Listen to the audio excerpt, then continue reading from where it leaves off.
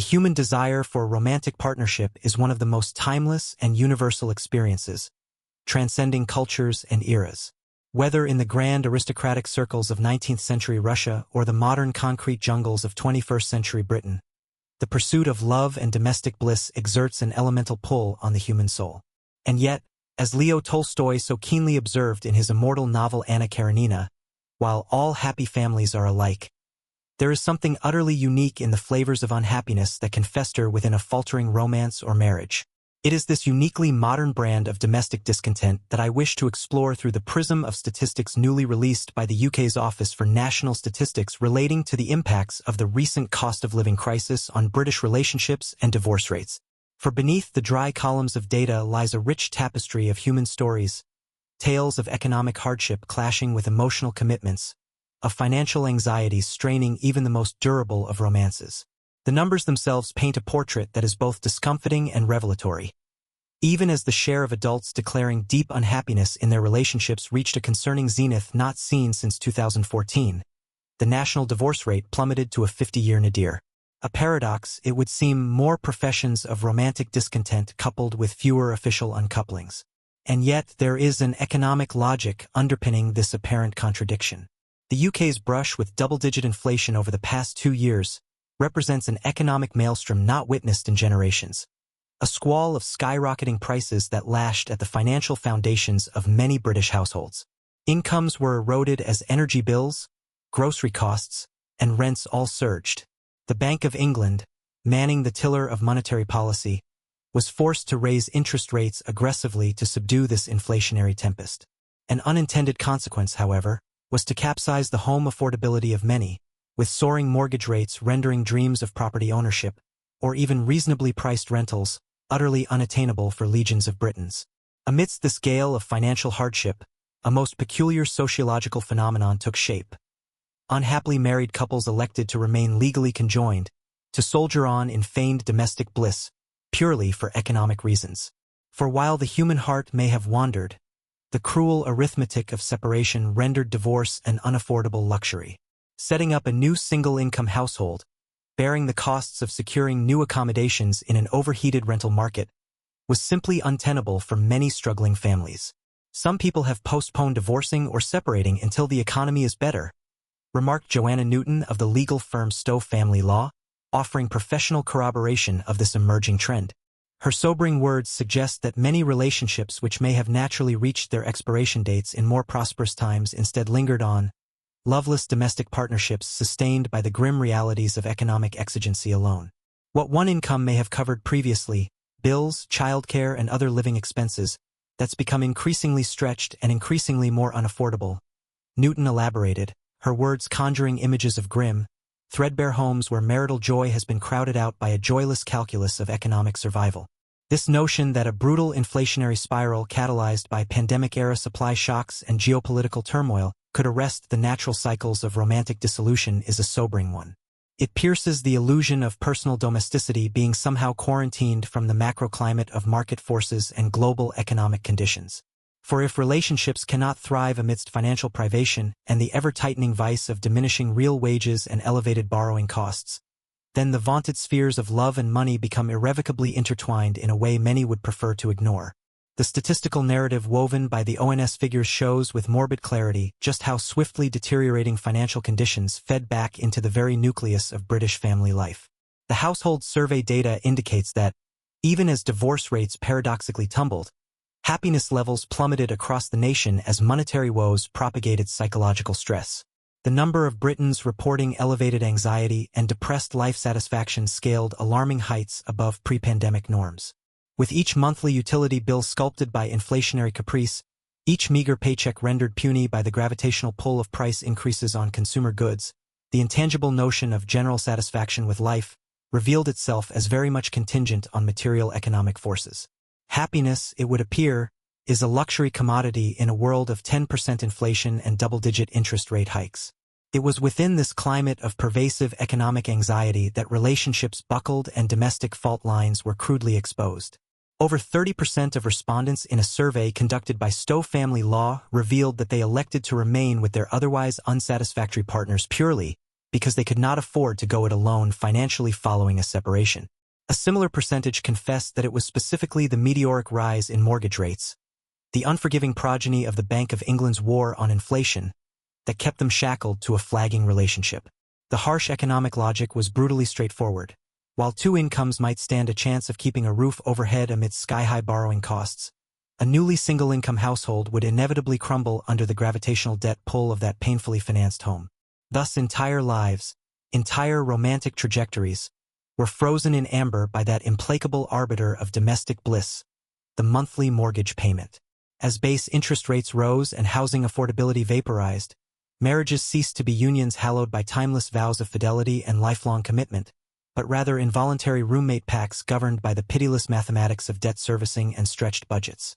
And for those unable to weather the dueling storms of inflation and interest rate hikes beneath the flimsy shelters of their strained partnerships and mortgaged homes, the UK's infamously parched rental market offered them scant refuge. Supply shortages sent prices for even modest rental units into vertiginous ascents, placing decent housing out of reach for the newly single. One can scarcely imagine the soul-withering despair of remaining trapped in an emotionally arid domestic arrangement, primarily due to the mind-numbing unaffordability of rent. To resign oneself to loveless cohabitation, night after sleepless night, for no loftier reason than being unable to cover the monthly fee on even the humblest of studio flats. It is the antithesis of amour, the drab negation of romance as financial forces snuff out the individualistic pursuit of a soul mate, unless one is among the economically anointed, for whom affording divorce poses no prohibitive hardship. And yet, for all the pitiless economic determinism on display, the numbers also suggest financial hardship was no mere silent specter haunting the nation's love lives. It was an active combatant, a catalyst for the very relationship discord it enabled. According to the aforementioned survey by Stowe Family Law, about half of respondents reported experiencing no appreciable financial strain prior to the onset of the cost of living crisis in early 2022. In other words, these were stable partnerships equitably allocating resources in a modestly inflationary environment in which incomes could keep reasonable pace with the price of life's necessities. Blissful domesticity, one might venture. But as inflation accelerated, as prices began spiraling madly amid panic shortages of energy and consumer goods, the financial firmament upon which so many relationships were constructed abruptly gave way.